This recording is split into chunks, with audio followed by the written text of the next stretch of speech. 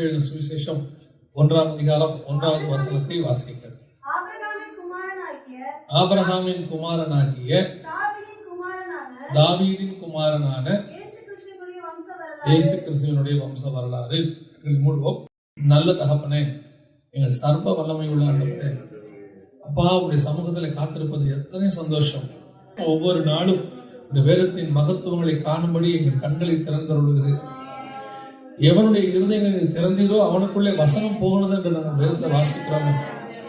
ஆண்டவரே, வேத வாக்கியங்களை அறிந்து கொள்ள முடிய நீதியால் இருதயத்தை திறந்தவரே, ஒரு விசை எங்கள் மத்தியிலே ஆண்டவரே நீர் வந்து எங்கள் இருதயங்களை திறந்து உங்களுடைய வசனத்தை எங்களுக்குள்ளே அனுப்புவீராக. அந்த சுவையை, அந்த அற்புதத்தை, அந்த மகத்துவத்தை, அந்த மேன்மையை, அந்த ஆழத்தை நாங்கள் உணர்ந்து கொண்ட கிருபை தருவீராக. சகல பிரஸ்தாபத்தை பார்க்கிலும் மேன்மைப்படுத்தி இருக்கிற உங்களுடைய வசனத்தை நாங்கள் ஆவலாய் உட்கொள்ள கர்த்தர் எங்களுக்கு கிருபை பாராட்டுங்கப்பா. இஸ்ரவேல் ஜனங்களுக்கு 6 நாள் தான் மன்னா, எங்களுக்கு 7 நாளும் மன்னாவை தருகிறீர்கள் ஆண்டவரே. அவர்களை பார்க்க எங்களை இன்னும் அதிகமாய் நேசிக்கிறீர்கள். காலை வேளையில மட்டும்தான் மன்னா வரும், எங்களுக்கு 24 மணி நேரமும் மன்னாவை கொடுக்கிறீர்கள். அதற்காக உமக்கு ஸ்தோத்திரம், ஸ்தோத்திரம், ஸ்தோத்திரம். வெயில் ஏற ஏற அந்த மன்னா உருகி போகும். பரிசுத்த ஆவியின் அக்கினி ஏற ஏற இந்த மன்னா இன்னும் விஸ்தாரமாகும், இன்னும் பலப்படும், இன்னும் அதிகமாகும். ஹல்லேலூயா, ஹல்லேலூயா, ஹல்லேலூயா, ஹல்லேலூயா.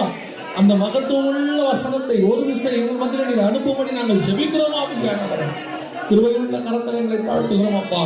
இந்த ஆண்டவரே, இந்த 19வது நாளிலும் தேவனாகிய கர்த்தர் எங்களோடு கூட பேசும்படி நாங்கள் ஜெபிக்கிறோம்.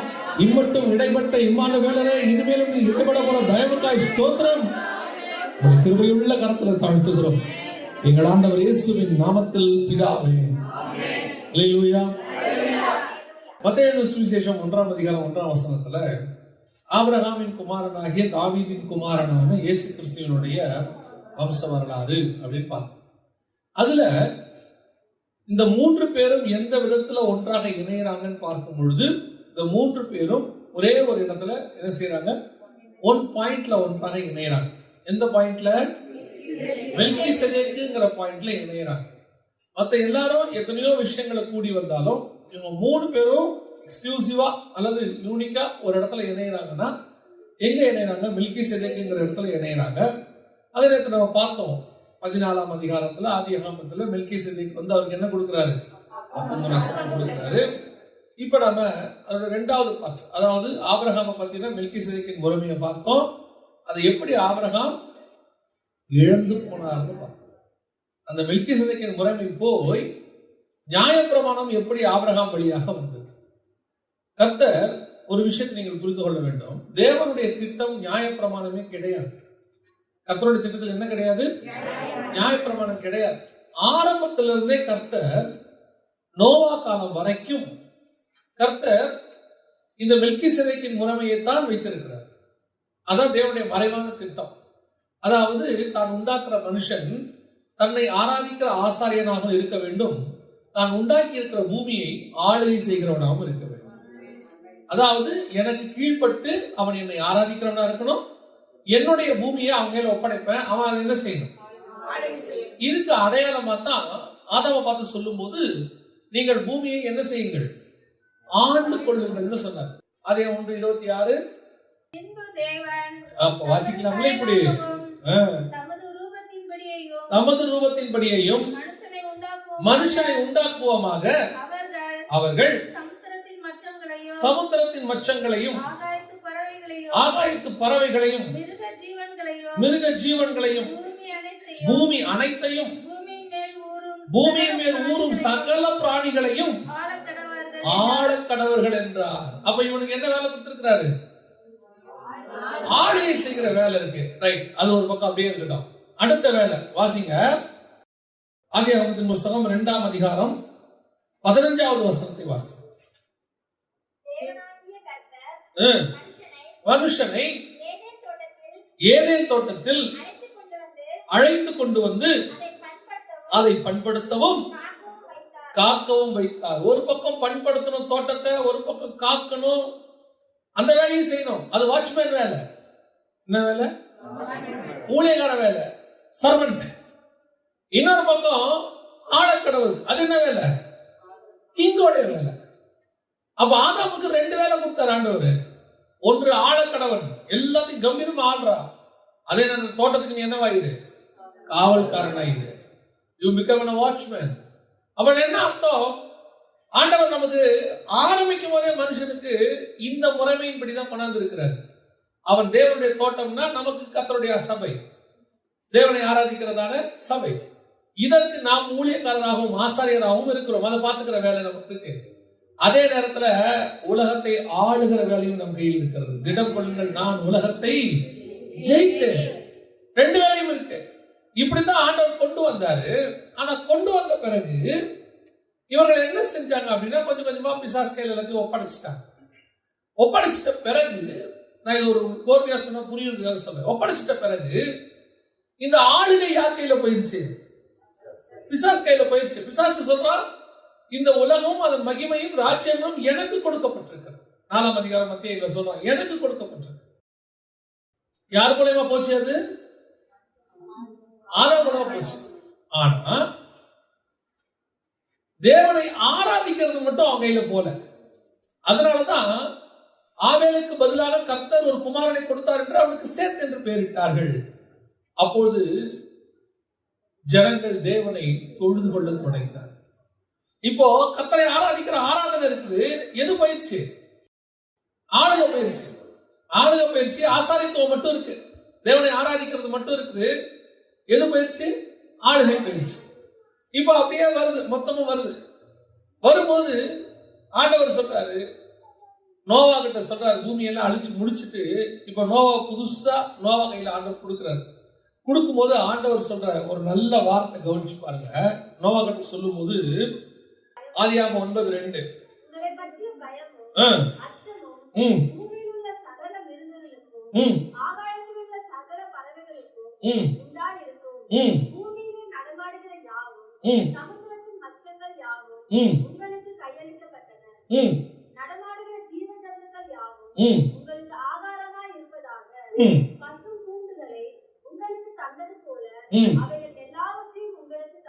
இங்க இது பயிற்சி பாருங்க, ஆளுகை இல்ல பாருங்க. இப்பவும் கர்த்தர் சொல்றது எல்லாத்தையும் உங்க கையில கொடுத்திருக்கேன், எல்லாத்தையும் கொடுத்திருக்கேன். ஆனா எது மேல என்ன இல்ல? ஆளுகை இல்ல. அப்படின்னா அந்த ஆளுகை யார் கையில போயிருச்சு? பிசாசு கையில போயிருச்சு. இப்போ கர்த்தர் என்ன பண்றாரு? பார்வோன் கையில இருந்து இஸ்ரவேல், அது வரைக்கும் அவ்வளவுதான், ஆளுகை மொத்தம் முடிஞ்சு போச்சு. இப்ப என்ன ஆகுது? இவன் ஆளுகை தன் கையில வந்த உடனே பிசாசு தனக்கு ஒரு ஹெட் குவார்டர்ஸ் உண்டாக்குறான். 11ஆம் அதிகாரத்துல, ஆதியாகமத்துல பாபிலோன் ஒண்ணு கட்டுறான். கட்டி ஒரு கோபுரத்தை கட்டி ஜனங்கள் எல்லாரும் என்ன செய்யறாங்க? ஓரிடத்தில் கூடி அவங்க என்ன முயற்சி பண்றாங்கன்னா, ஃபர்ஸ்ட் என்ன வந்துருச்சு அவங்க கைக்கு? ஆளுகை வந்துருச்சு. இன்னும் எது வராம இருக்குது? ஆசாரித்துவம், ஆராதனை. அதையும் பூமியில மொத்தமா யார் இருக்க விரும்புறா? பிசாசு இருக்க விரும்புறான். இப்ப என்ன பண்றான்? ஒரு கோபுரம் கட்டி சகல ஜனங்களும் அங்கே கூடி ஒருமனப்பட்டு ஒரே மனதுடையவர்களாக அவங்க என்ன செய்யறாங்க? பூமி எங்கும் சிதறி போகாதபடிக்கு ஒரு கோபுரத்தை கட்டுகிறார். இங்கதான் நடக்குது விஷயமே. கர்த்தர் பார்த்தாரு, இதை விட்டாச்சுன்னா ஆசாரியத்துவமும் போயிடும், ஆளுக்கு ஏற்கனவே போயிடுச்சு. இப்ப கர்த்தர் சொல்றாரு, எல்லாரையும் என்ன பண்ணு? சிதறி போக. இப்போ அங்க ஒரு விஷயம் நடக்குது. என்னன்னா, ஏதேனுக்குள்ள இருந்து நான் உண்டாக்கின ஆளுகையும் ஆசாரியத்துவத்தையும் நீ என்ன பண்ணிட்ட? வெளியே கொண்டு வந்து உனக்கு ஆளுகையை கொண்டு வந்தது, ஆசாரியத்துவத்தையும் நீ என்ன செய்யற? உனக்கு உருவாக்க முயற்சி பண்ணினது போல இப்ப நான் என்ன பண்ண போறேன்? பாபிலோன் தேசத்துல இருந்து உன்கிட்ட இருந்து எப்படி நீ என்கிட்ட இருந்து ஆதாம கூட்டிட்டு வந்தியோ அதே மாதிரி உன்கிட்ட இருந்து நான் ஒருத்தனை கூட்டிட்டு வருவேன். என்னுடைய தலைமைத்துவம் வந்து ஏதேன்ல இருந்துச்சு, தோட்டத்துல. அங்க இருந்து ஒருத்தனை தோட்டத்தை விட்டு வெளியே கூட்டிட்டு வந்த பிசாசு, நீ கூட்டிட்டு வந்து உனக்கு ஜனங்களை உருவாக்கி இப்போ கடைசியில என்ன பண்ண போற? இப்போ கோபுரத்தை கட்டி ஆராதிக்க போறேன். விடமாட்டேன். நான் என்ன பண்ண போறேன்? இப்ப நீ எதை ஹெட் குவார்டர்ஸ் உருவாக்குனியோ அந்த ஹெட் குவார்டர்ஸ்ல இருந்து நான் ஒருத்தனை கொண்டாடப்பாரு. 11ஆம் அதிகாரம் ஆரம்பத்தில் அவர்கள் கோபுரத்தை கட்டி நாம் தொழுது கொள்வோம் என்று சொல்லி எல்லாரும் ஒரு இடத்துல என்ன செய்யறாங்க? அங்க கூடுறாங்க. அவங்க எல்லாம் செய்து என்ன செய்யறாங்க? 11:4 பின்னும் அவர்கள் நாம் பூமியின் மீது எங்கும் சிதறி போகாதபடி நமக்கு ஒரு நகரத்தையும் வானத்தை அளாவும் சிகரமுள்ள ஒரு கோபுரத்தையும் கட்டி நமக்கு பேருண்டாக பண்ணுவோம் வாருங்கள் என்று சொல்லிக் கொண்டார்கள். இப்ப ஆண்டவர் பார்த்தாரு, இது சரி வராது, இவங்களை என்ன செய்யலாம்? செதறி போக பண்ணிட்டு அதுக்கு நடுவுல இருந்து அதே அதிகாரத்தின் கடைசியில ஒருத்தனை வெளியே கூட்டிட்டு வர்றாரு. யாரு? 31வது வசனத்துல வசனம் சொல்லுது, தேராகு தன் குமாரனாகிய ஆபிரகாமையும் குமாரனும் பேரனுமாய் இருந்த லோத்துவையும் ஆபிரகாமோட மனைவியாகிய சாராயும் அழைத்துக் கொண்டு அவர்களோட கூட ஊர் என்கிற, நல்ல கவனிங்க, கல்தேயருடைய பட்டணத்தை விட்டு. இதான் பாபிலோன். கல்தேயர் என்னது? ஏன்னா நேபுகாத்நேச்சாருக்கு பேரு கல்தேயர் ராஜான்னு பேரு. எந்த பாபிலோன்ல நீங்க உங்க ஹெட் குவார்டர்ஸ் உருவாக்க பாத்தீங்களோ அந்த இடத்துல இருந்து நான் ஒருத்தனை கூட்டிட்டு வரேன். ஆமென். அங்கிருந்து கூட்டிட்டு வந்து நீ எங்கிட்ட இருந்து எடுத்த ஆசாரியத்துவத்தையும் எங்கிட்ட இருந்து எடுத்ததான ராஜரீகத்தையும் நான் திருப்பியும் மீண்டும் இந்த பூமியில் நான் ஸ்தாபிப்பேன். இதான் கர்த்தருடைய பிளான். இப்போ கர்த்தர் அதுக்கு செலக்ட் பண்ண ஆள் தான் ஆபிரகாம். இப்போ அதனாலதான் ஆபிரகாம் கையில எதை கொடுத்தாரு? அப்பத்தையும் ரசத்தையும் அதுக்கு அடையாளமா கொடுத்து, ஆபிரகாம் நான் ஆதாம் கையில கொடுத்தத அவன் பிசாசு கையில கொடுத்துட்டா, இப்ப நான் கொண்டு வந்து மீண்டும் அதை எங்க கொடுக்கிறேன்? உன் கையில கொடுக்கிறேன். அப்பத்தையும் ரசத்தையும் கொடுக்கிறேன். இந்த மெல்கிசேதேக்கின் முறைமையின்படி நீ இந்த பூமியில என்ன செய்ய? பலிக்கு பிறகு உன் மூலமாக ஜாதிகளை நான் உருவாக்குவேன், ராஜாக்களை உருவாக்குவேன். எல்லாம் செஞ்சு இந்த பூமி முழுக்க எப்படி இருக்கும்? ராஜாக்களும் ஆசாரியமாக முறைமையின்படி அழைக்கப்பட்ட மெல்கிசேதேக்கின் முறைமையின்படி இருக்கிற ஜனங்களால் நிரப்பப்பட்டிருக்கும். இதான் கர்த்தருடைய பிளான். இந்த பிளான இப்ப நான் சொல்லும் போது நீங்க யூகிச்சு சொல்றீங்களோ? ஒருவேளை இவருடைய அசம்ஷன் கேட்டீங்கன்னா இல்ல, யூகிக்கிறதுக்கு பைபிள்ல வேலையே இல்ல. வாசிங்க யாத்ராகமத்தின் புஸ்தகம் 19ஆம் அதிகாரம் 6வது வசனத்தை வாசிங்க. நீங்க 5ல இருந்தே வாசிங்க. இப்பொழுது என் வாக்கை உள்ளபடி கேட்டு என் உடன்படிக்கையை கை கொள்வீர்களானால் சகல ஜனங்களிலும் நீங்களே எனக்கு சொந்த சம்பந்தராய் இருப்பீர்கள். பூமி எல்லாம் என்னுடையது. நீங்கள் எனக்கு ஆசாரிய ராஜ்யமும். எப்படி அந்த வார்த்தை புரியுது? அதாவது நீங்கள் எனக்கு ஆசாரிய ராஜ்யம். ராஜ்யம்ங்கிறது கிங்டம், ஆசாரியத்துவம் பிரீஸ்ட்ஹுட். ஆசாரியத்துவம் என்பது கர்த்தரை ஆராதிப்பது, ராஜ்யம் என்பது ஆளுகை செய்யும். இப்ப கர்த்தர் என்ன பண்றாரு? இந்த 12 கோத்திரம் இஸ்ரவேல் என்கிற ஜனங்களை செலக்ட் பண்ணி அந்த 12 கோத்திரத்தையும் என்ன செய்யறாருன்னு கேட்டீங்கன்னா ராஜரீக ஆசாரிய கூட்டம், இன்னும் சொல்ல போனா ஆசாரிய ராஜ்யம் உருவாக்கணும். இந்த 12 பேருக்கு இப்போ ஹெட் குவார்டர்ஸ் எது? இஸ்ரவேல் என்கிற தேசம், கானான் தேசம். அந்த கானான்ல எருசலேம். இப்போ எருசலேம் பத்தி இங்க ஆண்டவர் பேசவே இல்லை. மெல்கிசேதேக்கின் முறைமையில வரும்போது ஒரு ராஜா வந்து அப்பமும் ரசமும் கொடுத்தாரு. யார் வந்து கொடுத்தா? மெல்கிசேதேக். அவர் எந்த ஊர் ராஜா? சாலேமின் ராஜாவாகிய மெல்கிசேதேக்கு. சாலேம் தான் எருசலேம். எருசலேம் பத்தி இன்னும் சொல்லவே இல்லை பைபிள்ல, இன்னும் இங்க வரவே இல்லை. ஆனா வசனம் சொல்லுது சாலேமின் ராஜாவாகிய மெல்கிசேதேக்கு. எருசலேம் எங்க வருது பைபிள்ல? தாவீது காலத்துல வருது. அங்கதான் அவருக்கு அது என்னவா மாறுது? ஹெட் குவார்டர்ஸா மாறுது. அங்க ஹெட் குவார்டர்ஸா மாறுறத கர்த்தர் என்ன சொல்றாரு? ஆபிரகாம்கிட்ட வந்து சொல்றாரு, யாரு நீங்க? நான் எருசலேம் உடைய ராஜா. எருசலேம் எங்க இருக்கு? நீ பின்னாடி உன் பையனை கொண்டு போய் மோரியா மலையில பலி கொடுப்பல்ல, அந்த இடத்துக்கு பேர் தான் எருசலேம். எவ்வளவு அழகா பிளான் பண்றாரு பாருங்க ஆண்டவர். இதெல்லாம் பரலோகத்தினுடைய திட்டம் பைபிள்ல. இப்போ சொல்றாரு இவங்கிட்ட, நீ போ அப்பத்தி ரசத்தை எடுத்துட்டு போ, உன் மூலமாக ஒரு பெரிய ஜாதி உண்டாகும், அவர்கள் எனக்கு சொந்த ஜனமாக இருப்பார்கள். இப்போ மோசே சொல்றாரு, கர்த்தர் சொல்றபடி மட்டும் கேளுங்கடா, நீங்க தான் ஆசாரிய ராஜ்யம். மெல்கிசேதேக்கின் முறைமையின்படி பூமி அனைத்துக்கும் நீங்க என்னவா இருப்பீங்க? ஆசாரியர்கள். ஏன்னா இவனுங்க எப்படி அங்க அவர் விட்டார் பாருங்க. அப்போ ஒரு ரசத்தை வாங்கிட்டு அதை பத்தின ஹெவன்லி சீக்ரெட்டை தெரியாம அவர் விட்டுட்டாரு அந்த ஆகார விஷயத்துல. அதே மாதிரி இஸ்ரவேல் ஜனங்களுக்கு என்ன இல்லாம போச்சு? அந்த ஹெவன்லி விஷன் இல்லாம போச்சு. தேவனுடைய திட்டம் அவங்களுக்கு தெரியாம போச்சு. இப்போ நல்லா தெரிஞ்சுக்கொள்ளுங்க, தேவன் தம்முடைய திட்டத்தை தங்களுக்கு ஜனங்களுக்கு தெரியப்படுத்துவது என்பது ஒரு பெரிய ஆசீர்வாதம். திட்டமே தெரியாம ஓடுறதுக்கும் திட்டத்தை தெரிஞ்சுட்டு ஓடுறதுக்கும் டிஃபரன்ஸ் இருக்கு இல்லையா? என் மேல என்ன திட்டம் வச்சிருக்கிறாருன்னு தெரியாமையே நீங்க ஓடுறதுக்கும், என்னை இதுக்குதான் கூப்பிட்டாருன்னு தெரிஞ்சு ஓடுறதுக்கும் டிஃபரன்ஸ் இருக்கு. உதாரணமா அந்த எதுக்கு சொல்ற அந்த திட்டம் தெரிஞ்சிருச்சுன்னா அது உங்களை கடைசி வரைக்கும் ஓட வைக்கும். இப்போ யோசேப்புக்கு கர்த்தர் ஒரு வெளிப்பாடு கொடுக்கிறார். 11 பேரும் உன்னை என்ன செய்வாங்க? பணிந்து கொள்வாங்க. சூரியன் சந்திரன் தாய் தகப்பனும் உன்னை எல்லாம் ஓகே தான், ஃபைன், சூப்பர், நல்லா இருக்கு. ஆனா நடக்கிற சம்பவம் எப்படி நடக்குது? மாறு ஆப்போசிட்.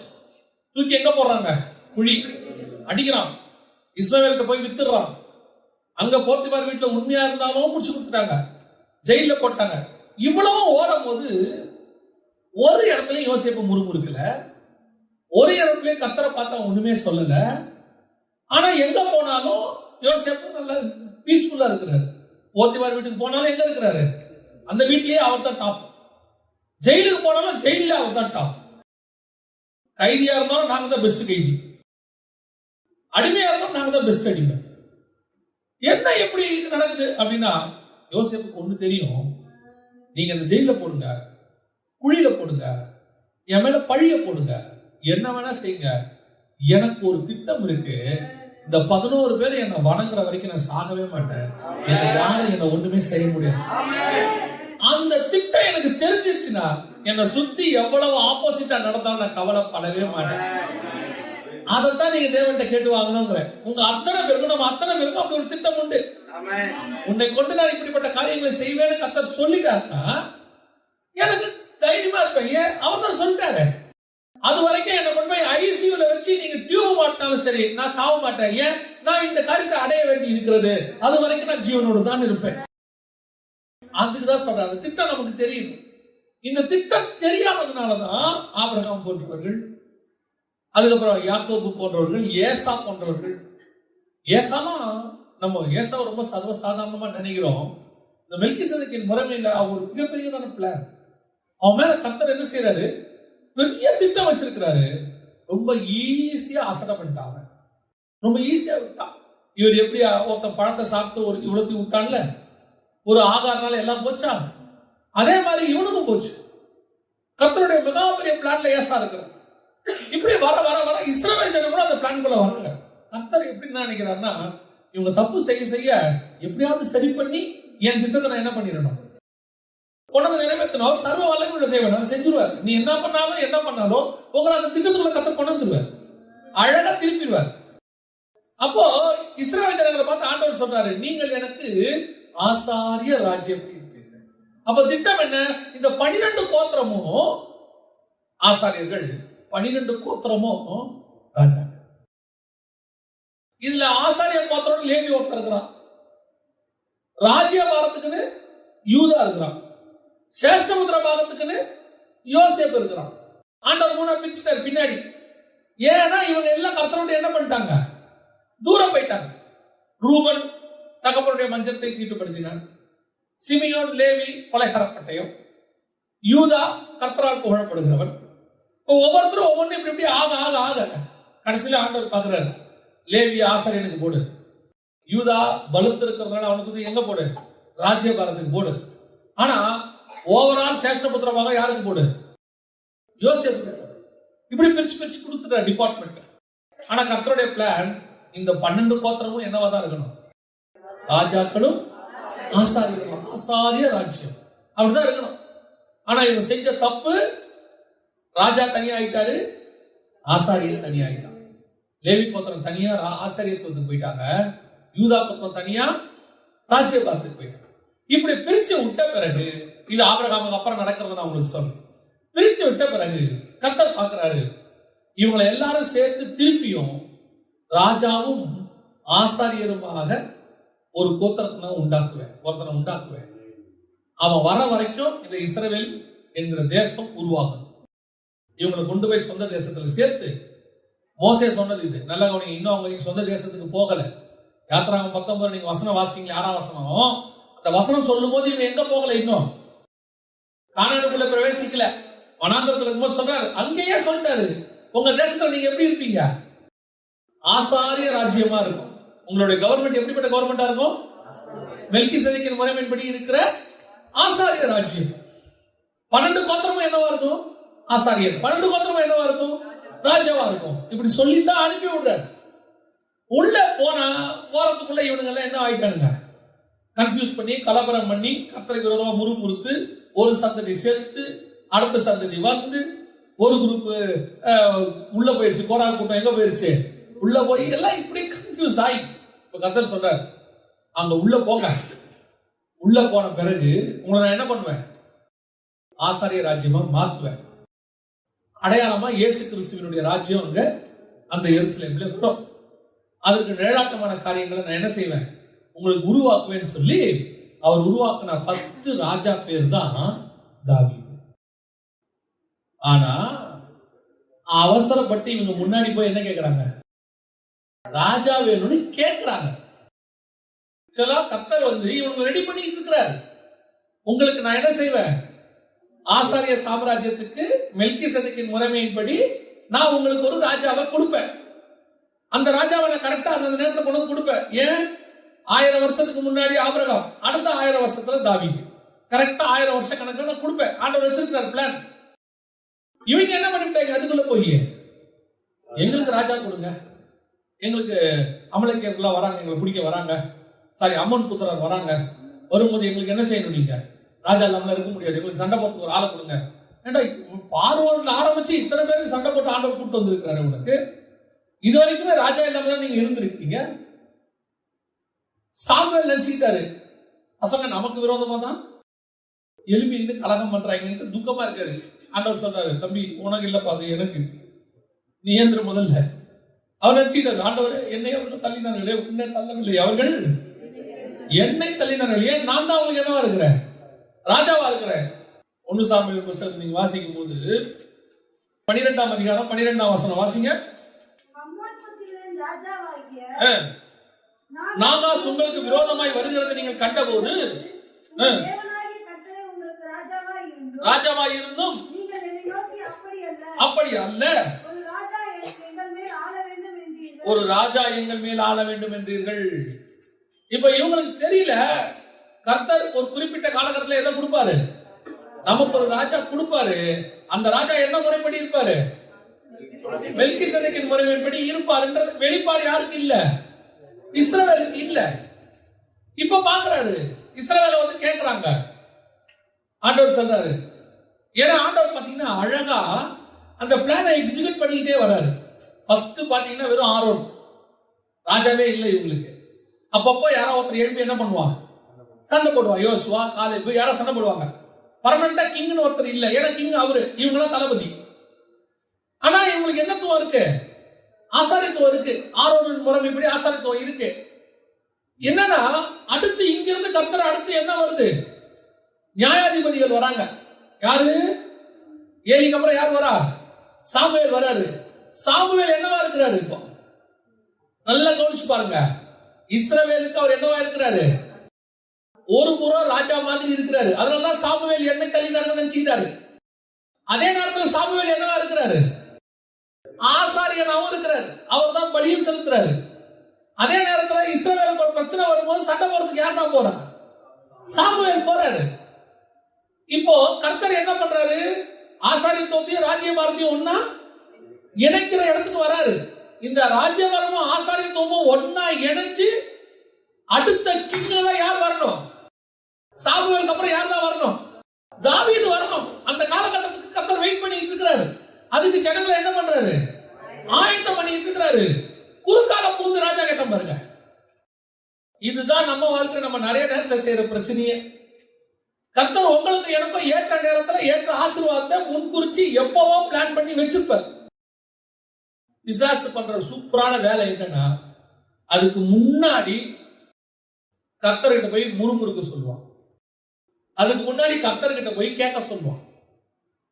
ஏப்பா உனக்கு இவ்வளவு செஞ்ச எனக்கு ராஜா கொடுக்கணும்னு தெரியாதா, பார்வோனை சாவடிச்சு செங்கடலை பிளந்து உன்னை வனாந்தரத்துல கொண்டு வந்த எனக்கு, பகல்ல மேகஸ்தம்பம் இரவில் அக்னிஸ்தம்பம் கொடுக்க தெரிஞ்ச எனக்கு, உனக்கு கண்மலையிலிருந்து தண்ணீரும் வானத்திலிருந்து மண்ணாவும் கொடுக்க தெரிஞ்ச எனக்கு, ஒத்த ராஜாவை கொடுக்க தெரியாது எனக்கு. நமக்கு இப்ப நீங்க அப்படி மட்டும் பார்க்காதீங்க, நீங்க நம்மளையும் பாருங்க, நம்மளும் அப்படித்தான். அதாவது கர்த்தர் நமக்கு வச்சிருக்கிற பெரிய ஆசீர்வாதம் எதுன்னா, உலகத்துல இருந்து உங்களை என்னை வேறு பிரிச்சு கொண்டாந்தாரு. எவ்வளவு பெரிய ஆசீர்வாதம்.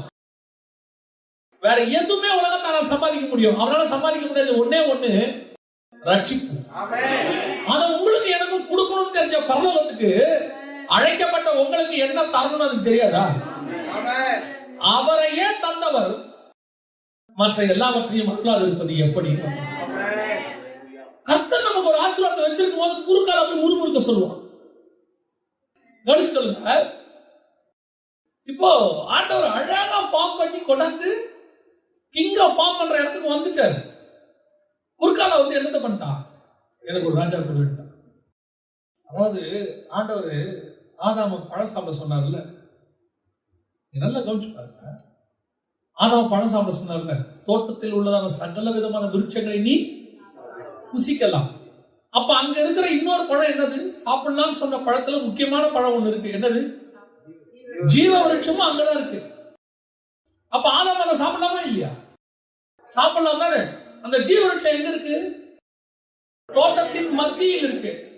இப்ப கர்த்தர் எதை சாப்பிடக்கூடாது? நன்மை தீமை அறிந்த கனி. அது எங்க இருக்கு?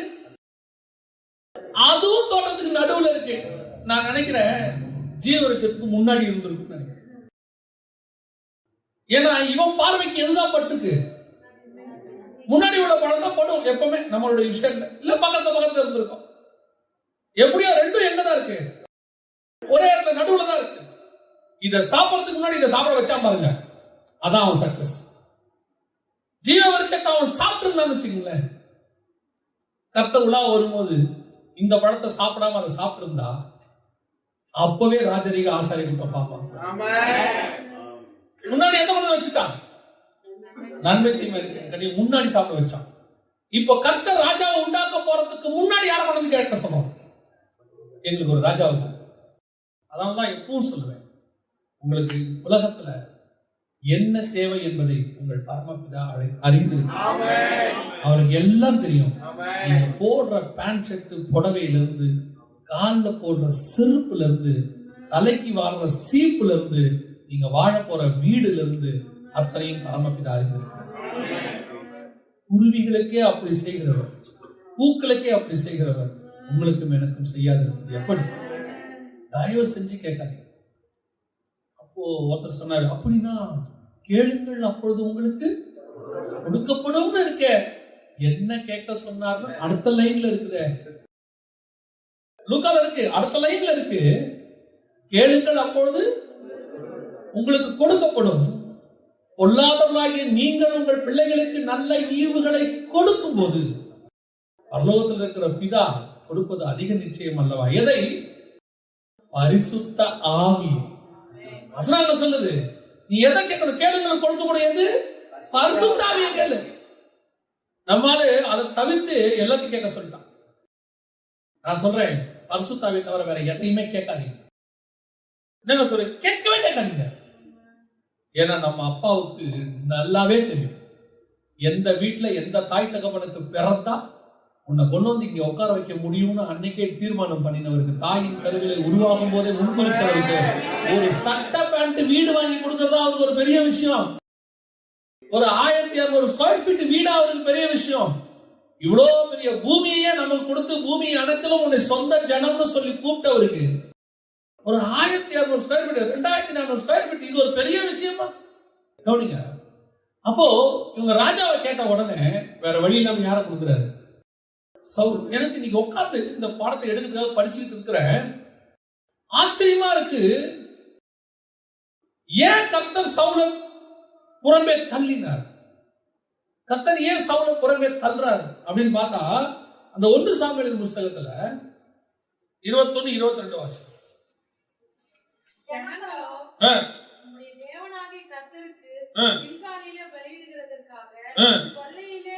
சாபத்தீடாகும் ஆடு மாடுகளிலே பிரதானமானவைகளை பிடித்துக் கொண்டு வந்தார்கள் என்றார். இங்க பலி வருதா? ஒரு பலி வருதா? அமலேக்கியர்களுடைய ஆடு மாடை ஏன்டா கொல்லணும்னு கேட்டா என்ன சொல்றான்? நான் அதை பலி செலுத்துறதுக்காக வச்சிருக்கிறேன்னு சொல்றான். ஜனங்க கொண்டு வந்தாங்க. எது கொண்டு வந்திருக்கிறாங்க? பலி செலுத்துறதுக்கு. ராஜாக்கு என்ன அந்த கவலை? கர்த்தர் வெட்டினா என்ன பண்ணணும்? வெட்டி போடணும், அவ்வளவுதான். உன்னை யார் அந்த ஆடு மாடு வைக்க சொன்னா? இதுக்கு முன்னாடி சவுல் இன்னொரு தப்பு பண்றாரு. அதுக்கு முந்தின அதிகாரத்துல 13ஆம் அதிகாரத்துல 9வது வசனத்தை வாசிங்க.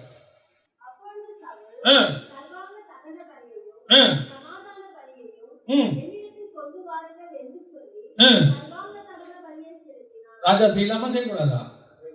செய்யக்கூடாது. ஏன்னா கர்த்தர் இவனை என்னவா வச்சிருக்கிறாரு? ராஜாவை தான் வச்சிருக்கிறாரு. இவன் இப்ப எந்த முறைமைக்குள்ள உள்ள வரான்? ஆசாரிய முறைமைக்குள்ள வரான். இவன் யாரு? ராஜா. ராஜாவே ஆசாரியரா மாறுறதுங்கிறது என்ன அர்த்தம்? மெல்கிசேதேக்கின் முறைமை. இந்த முறைமையை கர்த்தர் சொல்லாம இவன் செய்யறான். இப்போ உடனே சாமுவேல் சொல்றது என்ன? 14வது வசனம். இப்பொழுதோ உம்முடைய ராஜ்யபாரம் நிலை நிற்காது. கர்த்தர் தம்முடைய இருதயத்துக்கு ஏற்ற ஒரு மனுஷனை நமக்கு தேடி அவனை கர்த்தர் தம்முடைய ஜனங்கள் மேல் தலைவனாய் இருக்க கட்டளையிட்டார். முடிஞ்சிச்சு, கதை முடிச்சு, ஓவர், பினிஷ். எப்ப நீ கர்த்தருக்கு பதிலாக கர்த்தர் நியாயப்பிரமாண முறைமையும் ஆசாரிய முறைமையும் தனித்தனியா வச்சிருக்கிறார், ராஜ்யபாரத்தையும். அது எங்க வந்து ஜாயின் ஆகணும்? தாவீதுகிட்ட தான் ஜாயின் ஆகணும். அதுக்கு முன்னாடி அந்த மெத்தடை யார் செய்யறது? சவுல் செய்யறாரு. செஞ்ச உடனே கர்த்தர் சொல்றாரு, இன்னையோட உன் கதை க்ளோஸ், முடிச்சு. இப்ப கர்த்தர் அதுக்கு பதிலாக யாருக்கு கட்டளையிட்டார்? நம் இருதயத்துக்கு ஏற்ற ஒருத்தனுக்கு கட்டளையிட்டார். இப்ப தாவீது ஆண்டவர் செலக்ட் பண்றாரு. தாவீது என்ன பண்றாரு? அதான் கர்த்தர் தாவீது தான் அந்த இடத்துக்கு கொண்டு வந்தாருங்கிறதுக்கு ப்ரூஃப். வாசிங்க 6ஆம் அதிகாரம், 2 சாமுவேல் புஸ்தகம் 6ஆம் அதிகாரம். இந்த 6ஆம் அதிகாரத்தை நல்லா நோட் பண்ணி வச்சுக்கோங்க. 6ஆம் அதிகாரம் முழுக்க நோட் பண்ணிக்கோங்க. இந்த 6ஆம் அதிகாரம் வந்து ஒரு தீர்க்க தரிசன அதிகாரம். பின்னாடி நடக்க போற சம்பவத்தினுடைய மிக முக்கியமான ஒரு தீர்க்க தரிசனம் அந்த அதிகாரம் முழுக்க இருக்கு. இப்ப நம்ம அதை தான் பார்க்க போறோம். அந்த அதிகாரத்தை தான் இப்ப நம்ம பார்க்க போறோம். நல்லா கவனிங்க. 6ஆம் அதிகாரத்துல இவங்க என்ன செய்யறாங்க? தேவனுடைய பெட்டியை கொண்டு வரும்படி அவனோட இருந்த சகல ஸ்தானம் எழுந்து போய் தேவனுடைய பெட்டியை ஒரு புது ரதத்தின் மேல் ஏற்றி அதை கிபியாவில் இருக்கிற அபினதாபின் வீட்டிலிருந்து கொண்டு வந்தார்கள். இருக்கா? அவர்கள் தேவனுடைய பெட்டியை ஏற்றி அதை கிபியாவில் இருந்து அபினதாபின் வீட்டிலிருந்து நடத்தி கொண்டு வருகிற போது அகியோ பெட்டிக்கு முன்பாக நடந்தான். தாவீதும் இஸ்ரவேல் சபை அனைவரும் தேவதார மரத்தால் பண்ணப்பட்ட சகலவித கீத வாக்கியங்களோடும் சுரமண்டலம், தம்புரு, மேலம், வீணை, கைத்தல் ஆகியவர்களோடும் கர்த்தருக்கு முன்பாக ஆடி பாடி கொண்டு வந்தார்கள். 2 தடவை இதே ரோட்ல பெட்டி வருது. இது ஃபர்ஸ்ட் டைம். ஆமாதானே? First time. இப்போ தாவீது என்னதான் பண்றாரு? ஆடுறாரு, பாடுறாரு. 2வது தடவை வரும்போதும் ஆடுறாரு, பாடுறாரு. இந்த இடத்துல மட்டும் பெட்டி ஏன் விழுந்துச்சு? இந்த இடத்துல பெட்டி ஏன் விழுந்தது? 2 காரியம் அங்கே இருக்கிறது. ஒன்று, பெட்டி வெளிப்பிரகாரமாக அது தோளின் மேல் சுமக்கப்பட வேண்டும். அது வண்டியில வரக்கூடாது. ஆசாரியர்கள் தான் என்ன செய்யணும்? அதை சுமந்து கொண்டுதான் வரணும் பெட்டிய. இவங்க இப்ப என்ன பண்றாங்க? பெலிஸ்தர்கள் பெட்டியை எப்படி வச்சு அனுப்பிச்சு விட்டான்? வண்டியில வச்சு அனுப்பிச்சு விட்டான். இவங்களும் இப்ப எந்த மெத்தடுக்கு வந்துட்டாங்க? வண்டியில வச்சு கூட்டு வர மெத்தடுக்கு வந்துட்டாங்க. அதான் நான் சொல்வேன், பல நேரங்களில கர்த்தர் நமக்கு ஒரு முறைமையை சொல்லி கொடுத்திருப்பார். அந்த முறைமையை சபைக்குள்ள ஏதோ ஒரு காலகட்டத்தில் உலகத்தார்கள் ஏதாவது ஒண்ணு கலந்து விட்டுருப்பாங்க உள்ள. அதுக்கப்புறம் அந்த முறை எங்க இருக்கும்? சபைக்குள்ள இருந்து சபைக்குள்ள அது பழக்கமா மாறி இருக்கும். ஒரு காலகட்டத்தில் கர்த்தர் அதை சுத்திகரிக்க தொடங்குவார். பெலிஸ்தர்கள் பெட்டிய வண்டியில வச்சு அனுப்பிச்சாங்க நியாயாதிபதிகள் காலத்துல. தாவீது காலத்திலேயே பெட்டி எதுல வருது? வண்டியில வருது. ஏன் பெட்டி வண்டியில வர்ற மெத்தடை யார் உருவாக்குனது? பெலிஸ்தர் உருவாக்குனது. ஆனா பெட்டி எதுல வரணும்? தோளின் மேல வரணும். இது கர்த்தர் உண்டாக்குனது. நடுவுல பெலிஸ்தர் டைவர்ட் பண்ணி விட்டான் முறைமைய. அதே மாதிரிதான் புதிய ஏற்பாட்டு சபைக்குள்ள அப்போஸ்தலர் உபதேசத்துக்குள்ள பலவிதமான உலக சடங்காச்சாரங்களை ஒரு காலகட்டத்தில் பிசாசு நுழைச்சு விட்டான். அது பண்டிகைகளாக இருக்கட்டும், அல்லது ஏலம் விடுறதாக இருக்கட்டும், அல்லது கேரல் ரம்ஸா இருக்கட்டும், எல்லாத்தையும் கொண்டாந்து பிசாசு என்ன பண்ணி விட்டான்? உள்ள சபைக்குள்ள நுழைச்சு விட்டான். அது கிறிஸ்துமஸோ ஈஸ்டரோ இதெல்லாம் சபைக்குள்ள பண்டிகையே கிடையாது. இந்த முறைமைகள் எல்லாம் கிடையாது. இதெல்லாம் புறஜாதியாருக்குள்ள பெலிஸ்தியர்கள் பாபிலோனியருடைய பண்டிகை. அதை கொண்டு வந்துட்டாங்க உள்ள. அதுக்கப்புறம் தாவீது காலம் வரைக்கும் அது எங்க இருக்குது? இஸ்ரவேலுக்குள்ள இருக்கு அந்த முறைமை. தாவீதும் பண்றாரு அதே மாதிரி. சில நேரத்தில் நம்மளும் ஒரு காலகட்டத்தில் என்ன பண்ணிருக்கிறோம்? ஆசாரிச்சிருக்கிறோம். ஒரு நாள் கர்த்தர் சபையை சுத்திகரிக்க விரும்பினார். கர்த்தர் தாவீது காலத்தில் சபையை சுத்திகரிக்க விரும்பினார். அதற்கு சில முறைகளை கர்த்தர் கையாளுறாரு. வண்டியில இருந்து பெட்டி என்ன பண்றாரு? தள்ளி விடுறாரு. தள்ளி விட்ட உடனே, ஏன் தள்ளி விட்டோன்னா ஆட்டோமேட்டிக்கா அந்த பெட்டி அடுத்து எதுல போனோம்? ஆசாரியர் தோலுக்கு போனோம். நடுவுல ஒருத்தவரான் ஊசான்னு ஒருத்தன், ஐயோ அது என்ன வண்டியில இருந்து பெட்டி கீழே விழுது? அதெல்லாம் வண்டியில இருந்த பெட்டி விடக்கூடாது, புடிரா பெட்டிய. நம்ம ஏதாவது ஒரு சுத்திகரிப்ப சபைக்குள்ள செஞ்சோம்னா அது என்ன? இத்தனை வருஷமா இருந்த முறைமைகளை மாத்துறது, 2000 வருஷமா 1500 வருஷமா சபைகளுக்குள்ள இருக்கிற முறைமையை ஏன் திடீர்னு மாத்தணும்? சில ஊசா வந்து பெட்டியை பிடிக்கும். சில ஊசா சொல்லும், பாஸ்டருக்கு வேற வேலையே கிடையாது, எல்லா வண்டியும் பெட்டியில் தானே போயிட்டு இருக்கு, எல்லா பெட்டியும் வண்டியில் தானே போயிட்டு இருக்கு, எல்லா சபையும் அப்படித்தானே செஞ்சிட்டு இருக்கு, நம்ம மட்டும் என்ன பெட்டியை தோல்ல தூக்கணும்? கர்த்தர் பெட்டிய தோல்ல தூக்க சொல்லி இருக்கிறார். நாங்க தோல்ல தான் தூக்குவோம். கர்த்தர் சபைகளுக்குள்ள என்ன இருக்கணும்னு சொன்னாரோ அதுதான் இருக்கும். இருக்க கூடாதுன்னு சொன்னது இருக்காது. இத்தனை வருஷம் இருந்துச்சு, இத்தனை வருஷம் அது வண்டியில போச்சுரா, நாங்க வந்து தோல்ல தூக்குறோம். இப்ப நீங்க என்ன பண்ண போறீங்க? ஒண்ணும் பண்ண முடியாது. இதுதான் மெத்தட். இன்னைக்கு என்ன நடந்துச்சு? சுத்திகரிப்பு நடக்குதாங்க. அப்பீல் ரவுத்தி எடுத்து போட்டுருங்க. இப்ப தாவீதுக்கு பயம் வந்துருச்சு. இங்க ரெண்டாவது பிரச்சனை தெரியுமா? முதல்ல பெட்டி, ரெண்டாவது பிரச்சனை என்ன? அங்க ஆசாரியன். பெட்டி வருது, யாரு இல்ல, சரி திருப்பி வரும்போது ஆசாரியன் இருந்தானா? வாசிங்க 6ஆம் அதிகாரம் 13-14 வாசி.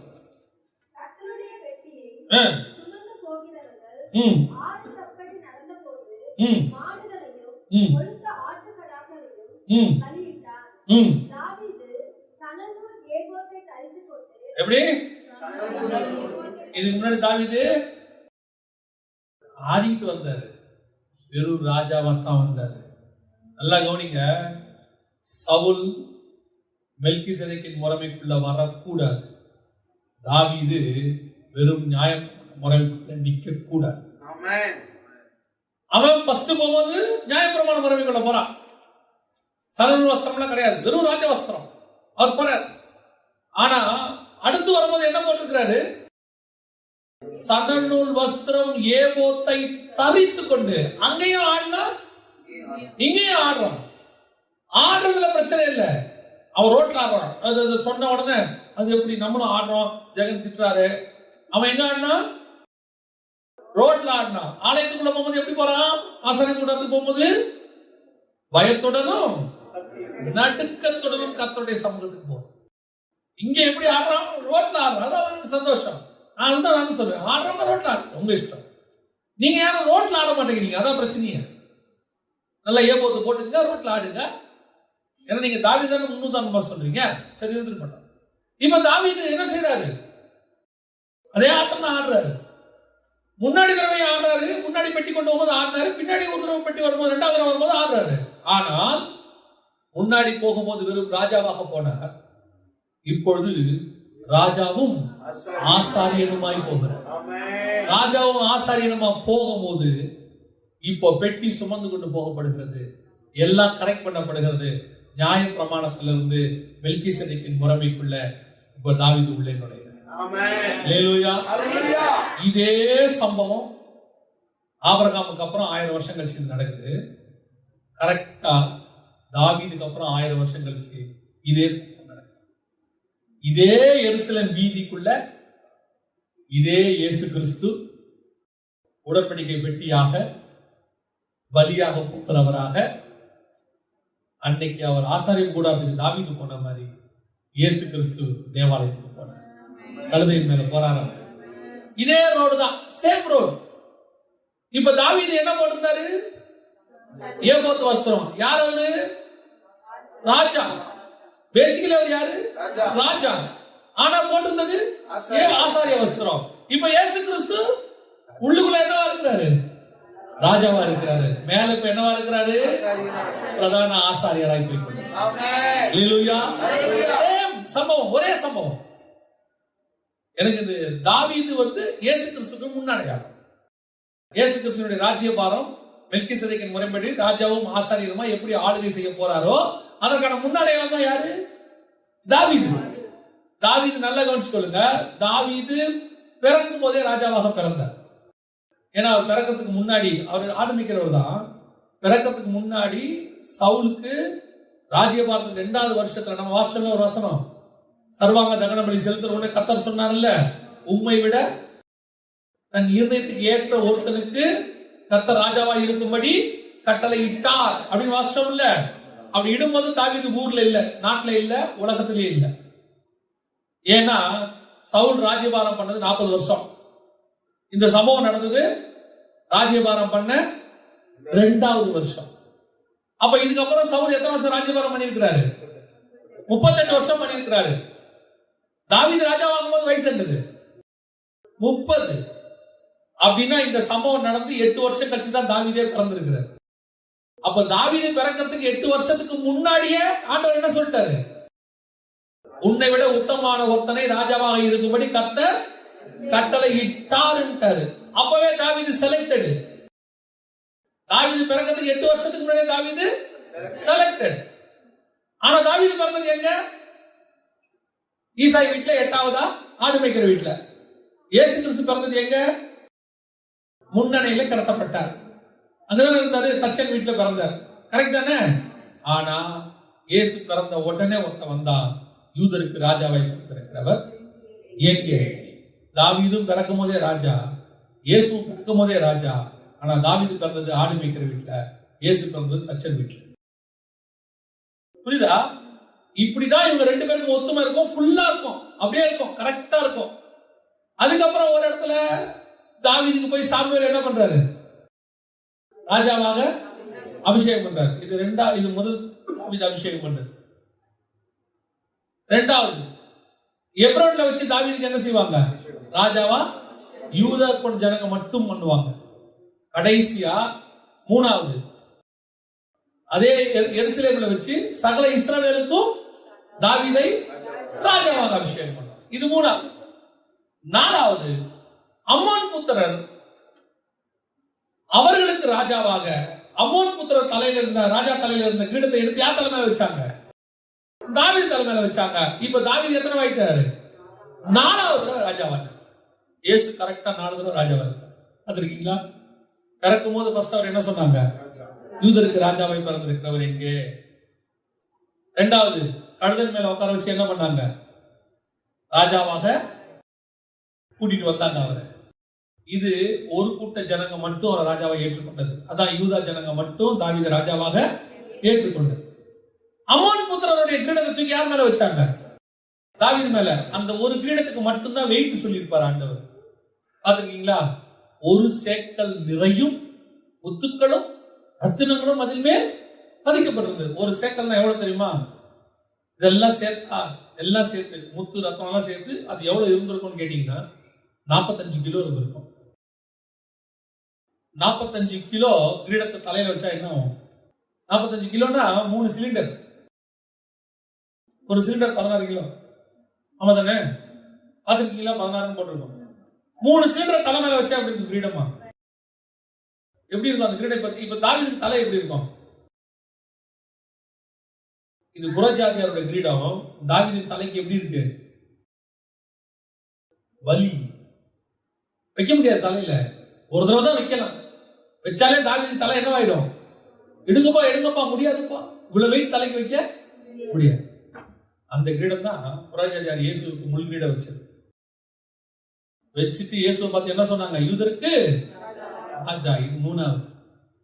கடைசியா சமஸ்த இஸ்ரவேலுக்கும் தாவீது ராஜாவான மாதிரி இயேசு கிறிஸ்துவும் ஆயிரம் வருஷ அரசாட்சியில சகல ஜனங்களுக்கும் என்னவா இருப்பாரு? ராஜாவாக. கரெக்டா இந்த 4 ராஜா, அங்க 4 ராஜா. எக்ஸாக்ட். அப்ப தாவீது என்பது யாருக்கு முன்னடையாளம்? கிறிஸ்துவுக்கு முன்னடையாளம். இப்போ இயேசு கிறிஸ்து எருசலேம் வீதியில அவரு ராஜாவும் ஆசாரியனுமாக கழுதையின் மேல் வர்றது. இப்ப இங்க யார் வரா? தாவீது. ராஜாவும் ஆசாரியனும் மெல்கிசேதேக்கின் முறைமையின்படி உள்ளே நுழையிறார். இப்ப ஆடிட்டு வராரு. ஜனங்கள்லாம் மகிழ்ச்சியோட கூட்டிட்டு வராங்க. வரும்போது இப்போ அந்த ஜனங்களுக்கு முன்பாக தாவீது எப்படி இருந்தான்னு யார் சொல்றது? 20ஆம் வசனம் வாசிங்க. தாவீது தன் வீட்டாரை ஆசீர்வதிக்கிறதற்கு திரும்பும்போது சவுலின் குமாரத்தியாகிய மீகாள் தாவீதுக்கு எதிர்கொண்டு வந்து அற்ப மனுஷரில் ஒருவன் தன் வஸ்திரங்களை தன் வஸ்திரங்களை கழட்டி போடுகிறது போல என்று நம்முடைய ஊழியக்காரருடைய பெண்களின் கண்களுக்கு முன்பாக நம்முடைய வஸ்திரங்களை உரித்து கொண்டிருந்த இஸ்ரவேலின் தாவீது உள்ள ராஜாவா வந்தபோது சணல் நூல் போட்டிருந்தாரு, ராஜவஸ்திரம் போட்டிருக்காரு, உள்ள வந்தாரு. ஆனா முடிவில் அவர் எப்படி இருக்கிறாரு? முடிவில் அவர் எப்படி நிக்கிறாரா? வஸ்திரங்களை கழட்டி போட்டு, வசனம் சொல்லுது, அற்ப மனுஷரில் ஒருவன் தன் வஸ்திரங்களை கழட்டி போடுகிறது போல. இயேசு கிறிஸ்து ராஜாவாகவும் ஆசாரியனாகவும் உள்ளே நுழைஞ்சாரு. ஆனா முடிவில் எருசலேம்ல அவர் எப்படி இருந்தார் தெரியுமா? வஸ்திரங்கள் எல்லாம் இல்லாம அற்ப மனுஷரில் ஒருவனாக தொங்கிக் கொண்டிருந்தார். இப்ப இவரை கேவலப்படுத்தினது யாரு?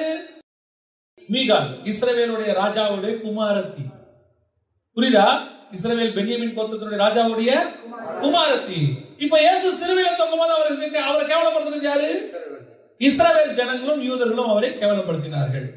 இதன் நிமித்தம் மீகாளுடைய கர்ப்பம் அடைக்கப்பட்டது. அது நிமித்தம் இஸ்ரவேலுக்குரியதான பிரமாணம் நிறுத்தப்பட்டது. அதற்கு பதிலாக பத்சேபாள் அவனுக்கு பிள்ளை பெற்றார். அதற்கு பதிலாக கர்த்தர் உங்களையும் என்னையும் அவர் மனவாட்டிகளாக கரெக்டா இருக்கும், பர்ஃபெக்டா, எக்ஸாக்டா இருக்கும். அதுலயும் ரொம்ப ஆச்சரியம் என்ன தெரியுமா? தாவீது ஒரு வேலை ஒண்ணு செய்யறாரு. அந்த இடத்துல அற்புதமான வேலை ஒண்ணு செய்யறாரு. என்ன வேலை செய்யறாரு? வாசிங்க 19ஆம் வசனம் வாசிங்க. இஸ்ரவேலின் திரள் கூட்டமான ஸ்ரீ புருஷராகிய சகல ஜனங்களுக்கும் அவரவருக்கு ஒவ்வொரு அப்பத்தையும் ஒவ்வொரு இறைச்சி துண்டையும் ஒவ்வொரு படி திராட்சரசத்தையும் பங்கிட்டான். ஜனங்கள் எல்லாரும் அவரவர் தங்கள் வீட்டிற்கு போய்விட்டார்கள். கம்பெனி நடந்திருக்குது போலயே இல்ல? அப்பவும் திராட்சரசம் எடுத்து கொடுத்திருக்கிறான் பாருங்க. எந்த ராஜாவும் செய்ய முடியாது, இந்த ஆசாரியனும் செய்ய முடியாது. ஏன்னா அப்பத்தையும் திராட்சை ரசத்தையும் ரெண்டையும் சேர்த்து கொடுக்கிற ஒரே ஆசாரியர் ஆண்டவராகிய இயேசு கிறிஸ்து ஒருவர் மட்டுமே. புரியுதுங்களா? இப்ப பாருங்க, இந்த அப்பத்தையும் திராட்சை ரசத்தையும் யார் கையில கொடுத்தாங்க? ஃபர்ஸ்ட் ஆபிரகாம் கையில கொடுத்தாங்க. அதுக்கு எடுத்து அப்பமும் திராட்சை ரசமும் எடுத்து யாரு கொடுக்கிறா? தாவீது கொடுக்கிறாரு. நடுவுல எந்த ராஜாவும் அப்பத்தையும் திராட்சை ரசத்தையும் கொடுக்கவே இல்லை. ஒரு இடத்துலயும் வரல. இவர் தான் அப்பத்தையும் திராட்சை ரசத்தையும் எடுத்து கையில கொடுக்கிறார். இப்போ அதுல அற்புதமான விஷயம் என்னன்னா, அப்பத்தோடு கூட எதையும் சேர்த்தான்? இறைச்சி. இயேசு கிறிஸ்து அப்பத்தை கொடுக்கும்போது என்ன சொன்னாரு? இதை வாங்கி புசியுங்கள், இது என்னுடைய இறைச்சி, என்னுடைய மாம்சம். மாம்சத்தை அப்பத்தையும் இயேசு என்ன இணைப்பார் பாருங்க. பெர்ஃபெக்ட்டா அற்புதமான வெளிப்பாடு தாவீதுக்கு இருந்தது. நான் மெல்கிசேதேக்கின் முறைமையின்படி செய்கிறேன். அந்த அழைப்பு தான் கர்த்தர் உங்களுக்கு எனக்கு வச்சிருக்கார். எப்பேற்பட்டதான ஒரு அழைப்பை கர்த்தர் உங்களுக்கு எனக்கு கொடுத்திருக்கிறார் பாருங்க. இன்னைக்கு தாவீது இறைச்சியும் அப்பத்தையும் எடுத்து திராட்சை ரசத்தையும் எடுத்து அங்கே கொடுக்குறாங்க. அந்த இடத்துல அவனை அற்பமாய் நினைத்தார்கள். வஸ்திரத்தை கலந்து போட்டவனாக இருந்தார். அவன் சொல்றான், பரவாயில்ல, இருந்துட்டு போட்டான். மீகாளுடைய கர்ப்பம் அணைக்கப்பட்டது, பத்சேபாளுடைய கர்ப்பம் திறக்கப்பட்டது. அல்லேலூயா. இப்போ தாவீதினுடைய அந்த அடுத்த ஆபிரகாமின் குமாரனான தாவீதின் குமாரன் ஆகிய இயேசு கிறிஸ்துவின் இந்த ரெண்டும் எங்க வந்து ஜாயின் ஆகுது பாருங்க. இப்போ உங்களை என்னை கர்த்தர் என்ன பண்ணி வச்சிருக்கிறாரு? அந்த மகிமையான மெல்கிசேதேக்கின் முறைமைக்குள்ள கொண்டு வந்து வச்சிருக்கிறார். இப்ப நீங்களும் நானும் தாவீதை போல தான் அழைக்கப்பட்டிருக்கிறோம். தாவீது எங்கேயோ ஒரு ஆடு மேய்க்கிறவனாக இருந்தார். உங்களை நீங்க கர்த்தர் என்ன பண்ணி வச்சிருக்கிறாரு? அற்பமா எண்ணப்பட்டு எங்கேயோ கடந்த உங்களை என்னையும் கர்த்தர் சபைக்குள்ள கொண்டு வந்தார். முதலாவது ராஜாக்களும் ஆசாரியருமாக அழைக்கப்பட்டோம். இன்னைக்கு ஆண்டவர் உங்களை என்னையும் ராஜாக்களாக தாவீதை அழைச்ச மாதிரியே தான் அழைச்சிருக்கிறார். இப்ப ஆண்டவர் உங்களை எண்ணி கொண்டு வந்து அப்பத்தையும் ரசத்தையும் நம்ம கையில கொடுத்து வச்சிருக்கிறார். இப்ப நம்ம அப்பத்தையும் ரசத்தையும் வாங்குறவர்களாக இருக்கிறோம். இவ்வளவு காரியங்களை கரெக்டா செஞ்ச தாவீது எங்க தடுமாறுறாரு? எங்க வருது? எல்லாவற்றையும் கர்த்தருடைய சித்தத்தின்படி கேட்டு செய்த தாவீது அவர் மிக முக்கியமாக ஒரு தவறை ஒரு இடத்துல செய்யறாரு. 2 சாமுவேல் 11:1 வாசிங்க பார்ப்போம். மறு வருஷம் ராஜாக்கள்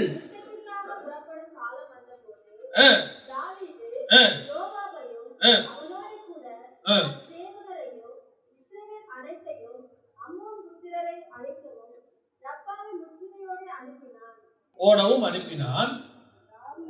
தாவீதோ சரி, இதுல என்ன தப்பு? இந்த அதிகாரத்துல நம்ம எல்லாருக்கும் தெரியும். அடுத்து பர்சேபால் வராங்க. கடைசியில அவ உரியாவை அவரு என்ன செஞ்சுட்டாரு எல்லாம் நமக்கு தெரியும். இந்த சம்பவம், அதாவது 11ஆம் அதிகாரம் நம்ம எல்லாருக்கும் அத்துப்படி. இந்த 11ஆம் அதிகாரத்துல எது தப்புன்னு நினைக்கிறீங்க? தாவீது செஞ்சது ஒரே ஒரு தப்பு தான். 11ஆம் அதிகாரம் 1ஆம் வசனமா வாசிக்கலாம்.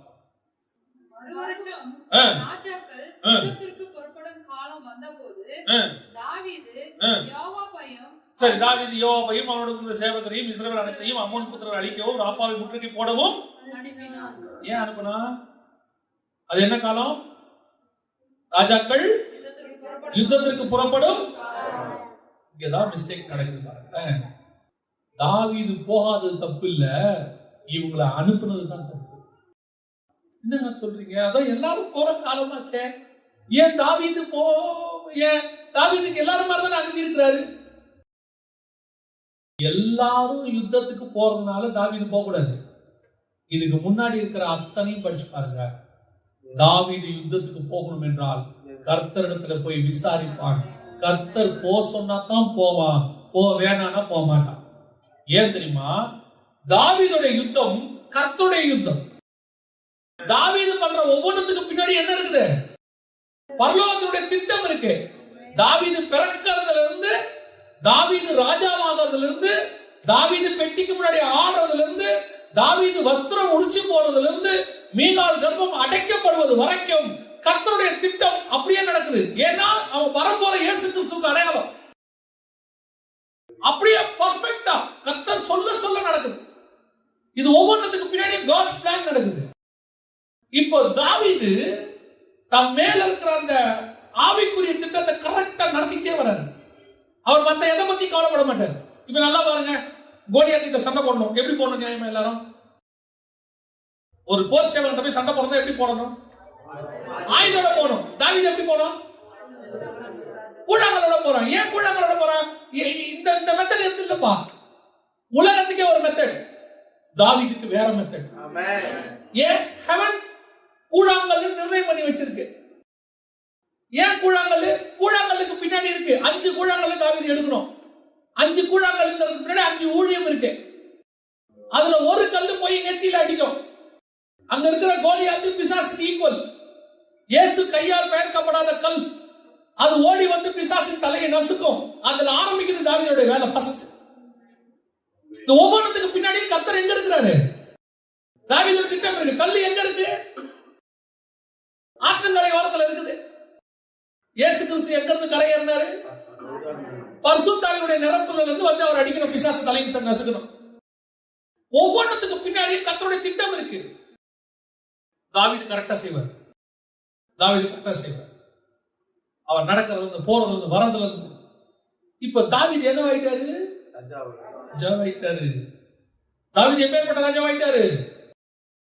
அந்த ஏரியாலேயே சமஸ்த அந்த மத்திய கிழக்கு நாடுகளிலே தாவீது தான் பெரிய ராஜா. தாவீதை கண்டா பெலிஸ்தர்களுக்கு பயம்.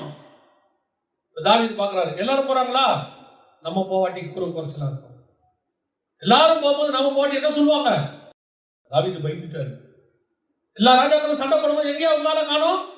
ராஜா படைய அனுப்பல. ஏன்? தாவீதுக்கு வயசாயிடுச்சுன்னு பயம் வந்துச்சா? என் கௌரவத்தை நான் என்ன செய்யணும்? இப்ப காப்பாற்றணும். எல்லார படைகளையும் ஏன் படம் நான் நிரூபிச்சு காட்டணும். சக்சஸ். அனுப்ப எல்லாரையும். இதுதான் பிசாசுடைய மகா பெரியதான பிளான்.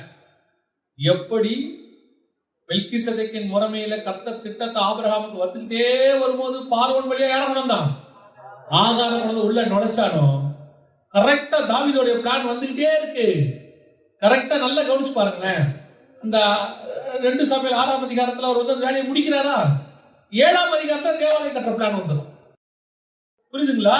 அப்ப இயேசு கிறிஸ்து அரசாட்சி வந்த உடனே கரெக்டா இயேசுடைய புதிய எருசலேம் இறங்கி வர தொடங்கிடும். மனவாட்டியாகிய சபை அதுக்கு அடையாளம். கரெக்டா தாவீது எல்லாம் பக்காவா பண்ணிக்கிட்டே இருக்கிறார்.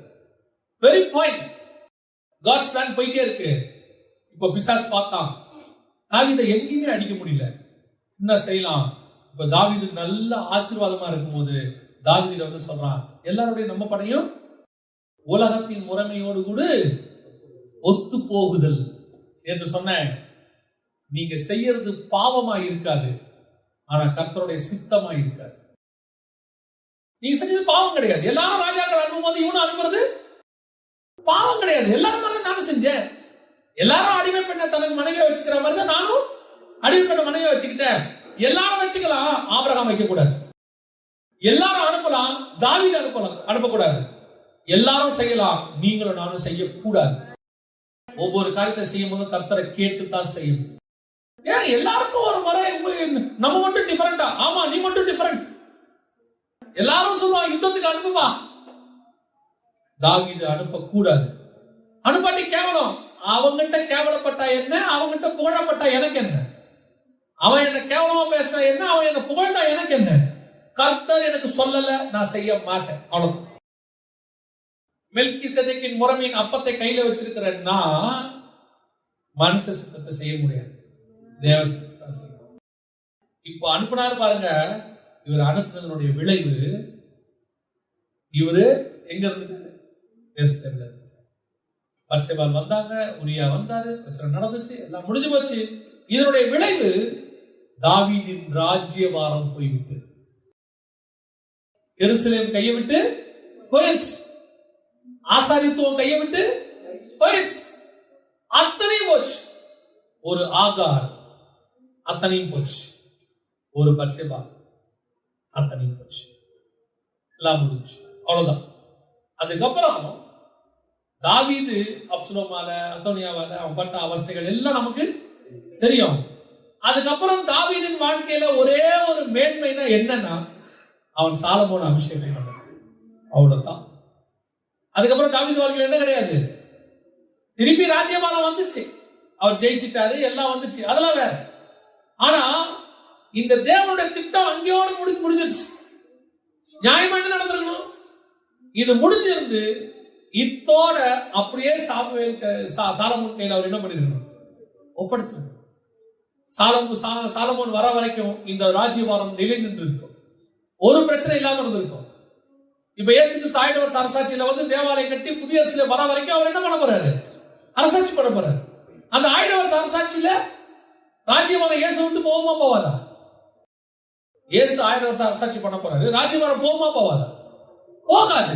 1000 வருஷமா அவர் தான் பண்ணுவாரு. அதே மாதிரி அந்த சாலமோனுடைய தேவாலயம் வர்ற வரைக்கும், அல்லது அந்த தேவனுடைய திட்டம் நிறைவேறுகிற வரைக்கும் யார் தான் ராஜாவா இருந்திருக்கணும்? நடுவுல யார் வந்திருக்க கூடாது? அப்சலோம் வந்திருக்க கூடாது. நடுவுல வனாந்தரம் வந்திருக்க கூடாது. நடுவுல தாவீதின் வாழ்க்கையில அவமானமான காரியங்கள் நடந்து போச்சு. அவன் கண்ணுக்கு முன்னாடி காதுகள் கேட்கும்படி அருவருப்பான காரியங்கள் நடந்து போச்சு. இவ்வளவுக்கு காரணம் என்ன? பத்சேபாள் அல்ல, தேவ சித்தத்தை தாண்டி தேவனை கேட்காம அவன் அனுப்பினார். அதுதான் தொடர் பாவம். அதான் ஃபர்ஸ்ட் பாவம். உங்க வாழ்க்கையில என் வாழ்க்கையில அதுதான் கத்த வச்சிருக்க.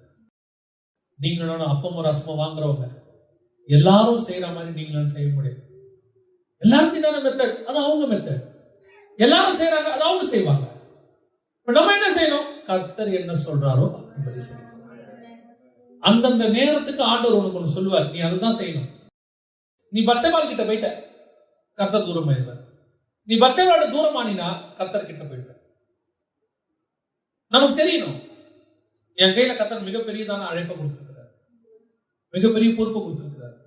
நான் மெல்கிசேதேக்கின் முறைமைப்படி அழைக்கப்பட்ட ஆசாரிய சாம்ராஜ்யம். அவங்க ஆண்டவர் அவங்க என்னன்னு கூப்பிட்டாரு? ஆசாரிய ராஜ்யம். அடுத்து பார்த்தோம், உங்களை நீ எப்படி கூப்பிடாரு? 1 பேதுரு 2:9. நீங்களோ அந்தகாரத்தினின்று ஆச்சரியமான ஒளியிடத்திற்கு அறிவிக்கும்படி தெரிந்து கொள்ளப்பட்ட சந்ததியாயும் ராஜரீகமான ஆசாரிய கூட்டமாயும் பரிசுத்த ஜாதியாயும். இந்த போஸ்டிங் யாருக்குரியது? இப்ப இது நமக்கு, இதுக்கு முன்னாடி இந்த போஸ்டிங் யார்கிட்ட இருந்துச்சு? இஸ்ரவேலுக்கு இருந்துச்சு. அதுதான் வாசிச்சோம் யாத்திராகமம் 19. இதே வார்த்தை இருக்கு பாருங்க. இப்ப வாசிங்க யாத்திராகமம் 19 6 வாசிங்க. நீங்கள் எனக்கு ஆசாரிய ராஜ்யமும் பரிசுத்த ஜாதியுமாய் இருப்பீர்கள் என்று நீ இஸ்ரவேல் புத்திரருக்கு சொல்ல வேண்டிய வார்த்தை. அவங்க யாரு? ஆசாரிய ராஜ்யமும் பரிசுத்த ஜாதியும். அத அவங்க விட்டுட்டாங்க. அத தாவீது விட்டுட்டார். இப்போ தாவீதுக்கு அப்புறம் அது யார் கைக்கு வந்திருக்குது? நம்முடைய கைக்கு வந்திருக்கு. இப்ப பார்த்து நம்மள ஆண்டவர் சொல்றாரு, நீங்கள் அவருக்கு ராஜரீக ஆசாரிய கூட்டமாயும் பரிசுத்த ஜாதியாயும் அவருக்கு சொந்தமான ஜனமாயும். அப்ப இஸ்ரவேலுடைய இடத்திற்கு யார் வந்திருக்கிறா? நீங்க. அவங்க ஆசாரிய ராஜ்யம், நாம ராஜரீக ஆசாரிய கூட்டம். அல்லேலூயா. அவர்களுக்கு கொடுக்கப்பட்ட அந்த மெல்கிசேதேக்கின் மேன்மை, ராஜாவும் ஆசாரியர், அந்த மேன்மை உங்களுக்கும் எனக்கும் இப்பொழுது வந்திருக்கு. இந்த மேன்மையை இழக்காம இருக்கிறது நம்ம கையில தான். இந்த மேன்மை யார் இழந்தா? First Abraham. அதுக்கு முன்னாடி யார் இழந்தா? ஆதாம். ஆதாமுக்கு அப்புறம் ஆபிரகாம். ஆபிரகாமுக்கு அப்புறம் தாவீது. தாவீதுக்கு அப்புறம் யாரு? இயேசு கிறிஸ்து. இயேசு கிறிஸ்துவின் வழியாய் இப்பொழுது நமக்கு அது வந்திருக்கிறது. ஆபிரகாமின் சந்ததி இழந்து விட்டது, தாவீதின் சந்ததி இழந்து விட்டது, இயேசு கிறிஸ்துவின் சந்ததி இழக்காதபடி கட்டுறது நம்ம கையில. அப்ப இவங்க எல்லாம் ஏன் இழந்தாங்கன்னு ஏன் பார்த்தோம்னா, அவங்களுக்கும் இதே மேன்மை கிடைச்சிச்சு, இதே மகத்துவம் கிடைச்சிச்சு. ஆனா அவர்கள் எல்லாரும் இழந்ததுக்கான காரணங்களை பார்த்தோம். அந்த காரணங்கள் எல்லாம் வச்சுக்கிட்டு இனி நான் அப்படிப்பட்ட காரணங்களால எனக்கு கொடுக்கப்பட்ட மேன்மையை நான் இழக்க மாட்டேன். இதை பத்திரமா கடைசி வரைக்கும் நான் வச்சுக்கணும் அப்படிங்கிற ஒரு எண்ணம் உங்களுக்கு எனக்கு வரணும். ஏன் ஆபிரகாம் இழந்தாலும் நேற்று பார்த்தோம், அவர் சந்ததி இழந்துச்சு. ஏன் தாவீதுடைய சந்ததி இதை இழந்துச்சுன்னு இன்னைக்கு பார்த்தோம். இப்ப இயேசு கிறிஸ்துவினுடைய சந்ததி நீங்களும் நானும் இதை இழக்காம இருக்கிறோமா? இதை பத்திரமா பாதுகாத்துக் கொள்றோமா? உங்களுக்கும் பார்வோனுடைய ஆசீர்வாதங்களை கொண்டு வந்து பிசாசு கொடுப்பான். இந்த உலகத்தினுடைய ஆசீர்வாதங்களை பிசாசு கொண்டு வந்து கொடுப்பான். எல்லா ஆசீர்வாதமும் கர்த்தர் கொடுக்கிறது இல்லை. சிலதுல ஆகார் மறைந்திருக்கும். அத ரொம்ப கேர்ஃபுல்லா தட்டி விடணும். எனக்கு வேணா நீ வச்சுக்கொண்டு கொடுத்துடணும். சோதோம் ராஜா கிட்ட ஆபிரகாம் சொன்ன மாதிரி பார்வோன்கிட்ட சொல்லிடணும், வேணா பார்வோன் நீ வச்சுக்கோ. ஏன்? நீ என்னை ஐஸ்வர்யன் ஆக்கின என்று சொல்லாத ஐஸ்வர்யன். உன்னை என்னை அழைச்சவர் இந்த உலகத்துல பணக்காரன் ஆக்கிறதுக்கு ஒரு செகண்ட் போதும். அப்ப இந்த மேன்மைக்காக உங்களை நீ கர்த்தர் அழைக்கல. இதெல்லாம் நிமிஷத்துல கர்த்தர் நமக்கு கருவேப்பிலை மாதிரி தூக்கி போட்டு போயிட்டே இருப்பார். ஆனா உங்களுக்கு எனக்கு வச்சிருக்கிறது ராஜரீக ஆசாரிய சாம்ராஜ்யம், பரலோகத்தினுடைய திட்டம். ஹெவனுக்கு நீங்க செலக்ட் பண்ணப்பட்டிருக்கீங்க. நல்லா தெரிஞ்சுக்கோங்க. அமெரிக்கா விசா கிடைச்சா அவன் கை கால் புரியாம ஆடுவான். உனக்கும் எனக்கும் பரலோகத்துல இடம் மட்டும் இல்ல, முதற் பேரானவருடைய மெல்கிசேதேக்கின் முறைமையினுடைய அழைப்பு கிடைச்சிருக்கு. எவ்வளவு பெரிய கூட்டம் நீங்களும் நானும் அற்ப இங்க கிடைக்கிற சின்ன சின்ன விஷயங்களுக்கு இது எனக்கு ஆண்டவர் இன்னும் கொடுக்க மாட்டேங்கிறார். ஏன் தான் என்னை இப்படி சோதிக்கிறாரோ? என்னாச்சு? பிள்ளைக்கு இன்னும் ஃபீஸ் கட்ட வழியே இல்லை. ஒரு 20,000 rupees ஆண்டவர் இருக்கிறாரா இல்லையான 20,000. இப்ப ஆண்டவரே தேடுறான். காணாமல் போனவர் பற்றி அறிவிக்க ஆண்டவரை காணவில்லை. 20,000 ரூபாய் கொடுப்பது இப்ப அப்படின்றதுல தூக்கிப்பட்டு போயிரு. ஆனா அவருக்கு உங்களை என்னையும் அழைச்சதுக்குடைய நோக்கம் வேற. இதெல்லாம் சும்மா அவருக்கு இதுக்கெல்லாம் முறுமுறுக்காதீங்க. சொல்லுங்க, நான் ராஜாவா அழைக்கப்பட்டேன். இதெல்லாம் தாண்டி ஈஸியா போயிட்டே இருப்பேன். அவர் கொடுத்தாலும் சரி, கொடுக்காவிட்டாலும் சரி, என்னுடைய அழைப்பு அங்க இருக்கு. என் பார்வை அங்க இருக்கு. இங்க கொடுத்தா சோத்திரம் சாப்பிட போறேன், கொடுக்காட்டி சாவ போறேன், பரவாயில்ல. செத்தாலும் ராஜாவா மேல போய் சாப்பிட. அதுதான் மேன்மையான அழைப்பு. அதுக்குதான் கர்த்தர் உங்களை எண்ணி கூப்பிட்டு. அப்படி இருக்கும்போது இந்த உலகத்தின் தேவைகளையும் அவர் சந்திக்க வல்லமையுள்ளவர். கொடுக்க மாட்டேன்னு அவர் சொல்லவே இல்லைங்க. அவரையே தந்தவர் மற்ற எல்லாவற்றையும் வரலாறு இருப்பது எப்படி? ஆனா அந்த நேரம் வரும்போது கொடுப்பார். அவ்வளவுதான் இல்லையா? எப்போ உனக்கு என்ன ஆசீர்வாதம் கொடுத்தா அது உலக பிரகாரமாயும் பாதிக்காது, ஆவிக்குரிய விதத்திலையும் பாதிக்காது, ஸ்பிரிச்சுவலியும் பாதிக்காது. எதுவும் செய்யாம அது உனக்கு ஆசீர்வாதமாகவே இருக்கும். அந்த ஸ்டேஜுக்கு ஆண்டவர் கொண்டாடுவார். நம்மளுடைய பிரச்சனை என்னன்னா, 2 வயசு கொண்டாடும் போது 10 வயசு சட்டம் இருந்தா நல்லா இருக்காதா? உலக பிரகாரமான பொல்லாதவர்களாகிய நீங்களே உங்களுக்கு இவ்வளவு அறிவு இருக்கும் போது சர்வ வல்லமையுள்ள தேவனுக்கு எவ்வளவு அறிவு இருக்கு. அப்போ நமக்கு தெரியணும், நான் இதுக்காக அழைக்கப்பட்டவனே இல்லை. இதெல்லாம் எனக்கு சுத்தி ஒரு இன்ஃப்ராஸ்ட்ரக்சர், அவ்வளவுதான். என்னுடைய அழைப்பு ஆபிரகாம், தாவீது, இயேசு, நாங்கள் அந்த வரிசையில் இருக்கிறோம். மத்தேயு 1:1 நாங்க இருக்கிறோம். அந்த தாட் உனக்கு வந்துச்சுனாலே அதுக்கப்புறம் உலகத்தை மேல உனக்கு எந்த ஆசை வரும்? நாம் யாரும் ஜெபிக்க போகிறோம், ஆண்டவரை பார்க்க போகிறோம். எல்லா கண்களையும் மூடுவோம். உங்களை கொஞ்சம் ஆராய்ந்து பாருங்க. நீங்க இன்னும் எந்த இடத்துல இருக்கிறீங்க? நேற்று தினத்தையும் இன்ன தினத்தையும் செய்தியும் இங்க ஊழியக்காரர்கிட்ட திருப்பி வாங்கி இதுல எந்தெந்த இடத்துல அவங்க அதை இழந்து போனாங்க, அந்த மேன்மையை எந்தெந்த இடத்துல அவங்க எல்லாம் இழந்து போய் நல்லா வந்துகிட்டு இருந்த ஆபிரகாம், கானான் வரைக்கும் கரெக்டா வந்த ஆபிரகாம் ஒரு சாராள் பேச்சை கேட்டு இந்த மேன்மையை இழந்து ஆபிரகாம் ஆயிட்டார். நல்லா வந்துட்டு இருந்த தாவீது கடைசி நிமிஷம் தான் அடுத்து சாலமோன் அபிஷேகம் பண்ணணும், அவ்வளவுதான் அவருக்கு இருக்கிற ஒரே வேலை. பீஸ்ஃபுல்லா வந்து ராஜ்யபாரம் நல்லா அமைதியா வீட்டுல படுத்துட்டு ஆண்டவர் அவரை சுகமா வாழ வச்சிருக்கிறாரு. அற்புதமா இருக்கு. எல்லாம் இருக்கும்போது சும்மா தானே இருக்கிறோம்னு சொல்லி படைய எல்லாரும் மாதிரியும் அவரும் சாதாரணமா ஒரு வேலை செஞ்சுட்டு அதனுடைய விளைவு நாட்டை விட்டு ஓடி அவமானப்பட்டு தன் சொந்த மகனால அவமானப்படுத்தப்பட்டு சொல்லக்கூடாத அளவுக்கு உபத்திரமுறை அவர் சந்தித்தார். காரணம் என்ன? என் மேல வச்சிருக்கிற அந்த பரலோகத்தினுடைய அபிஷேகம் அதை நடத்திட்டே போகும்போது பிசாசு அந்த நேரத்துல சில மனுஷங்க மூலமா சில காரியங்களை கொண்டு வந்து உனக்குள்ள போடுவாங்க. அவங்க சொல்றது பாவமா தான் இருக்கணும்னு அவசியமே கிடையாது. அவங்க நல்ல காரியத்தை சொல்லுவாங்க, அவங்க உலக பிரகாரமா கரெக்டா பேசுவாங்க, அவங்க உலக சட்டத்துக்கு உட்பட்டு பேசுவாங்க, எல்லாம் இருக்கும். ஆனா அது எனக்கு ஒத்து வராதுன்னு அது அந்த இடத்துல அதை முறியடிக்கிறதுக்கு உனக்கு தெரியும், அதை ரிஜெக்ட் பண்ண உனக்கு தெரியணும். சில நேரத்துல உன்னை புகழ்ந்து உன்னை கொண்டு போய் சில ஆட்கள் மத்தியில பெரியவங்க மத்தியில உட்கார வைக்கிறேன்னு சொல்லி கூட்டிட்டு போவாங்க. உனக்கு அது மேன்மையா தெரியும். எல்லாருக்கும் மத்தியில உட்கார வைக்க போறோம், கர்த்தர் தான் உட்கார வைக்கிறேன்னு நினைச்சுப்ப. அந்த இடத்துல உட்கார வச்சு அவங்க உன்னை கனப்படுத்தி கர்த்தர் உனக்கு கொடுக்காத ஆசீர்வாதத்தை அவங்க கொடுப்பாங்க. அந்த ஆசீர்வாதம் கடைசியா ஆகாராக உனக்கு மாறும். You must be very careful. கர்த்தர் கொடுத்தாதான் எதுவும். கர்த்தர் கொடுக்காதது ராஜ்யபாரமா இருந்தாலும் எனக்கு வேண்டாம். கர்த்தர் கொடுக்காதது தேசமா இருந்தாலும் எனக்கு வேண்டாம். கர்த்தர் கொடுக்காதது உலக பிரகாரமான எப்பேற்பட்ட மேன்மையான பட்டம் பதவியா இருந்தாலும் எனக்கு தேவையில்லை.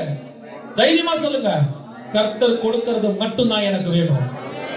நீங்க அடுத்த கட்ட ஆவிக்குரிய லெவலுக்கு போயிட்டு இருக்கிறீங்க. நான் பேசுகிறது பாலுண்ணர்கள் குழந்தைகளுக்கு அல்ல, கர்த்தருக்குள் ஸ்திரப்படுத்தப்பட்ட பலப்படுத்தப்பட்ட விசுவாசிகளுக்கு நான் பேசிக் கொண்டிருக்கிறேன். எல்லா ஆசீர்வாதமும் கர்த்தரால் வருகிறதில்லை. பிசாசும் ஆசீர்வாதங்களை தந்திரமாய் உனக்குள்ளே நுழைப்பான். நீ எதிர்பார்க்காத நேரத்துல உன்னுடைய நிலத்துல களைய விதைச்சிட்டு அவன் போயிடுவான். அதை எடுக்க உன்னால முடியாது. விதைக்கிறதுக்கு முன்னாடியே கேர்ஃபுல்லா இருந்திருக்கும். நீங்க ஆண்டவர் உனக்கு எனக்கு நல்ல வாய்ப்பு கொடுத்திருக்கிறார் வசனத்துக்குள்ளே வளர்றதுக்கு. பக்க வழியா சிலர் உங்க வீட்டுக்குள்ள வருவாங்க, பக்க வழியா வழியர் உங்ககிட்ட வந்து பேசுவாங்க. இந்த நாங்கள் சொல்லி இந்த வசனங்களுக்கு சுவிசேஷத்திற்கு விரோதமாய் பேசுவாங்க.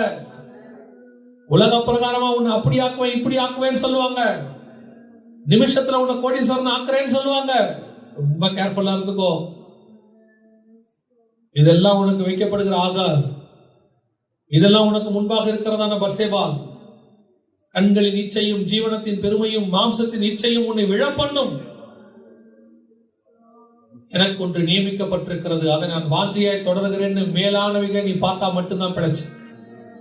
ஒப்பு கொடுப்போமா தேவ சமூகத்தில்? ஆண்டவரே, எனக்கு கொடுக்கப்பட்ட அழைப்புல முடிவு பரியந்தும் நான் ஓடி முடிக்கணும்.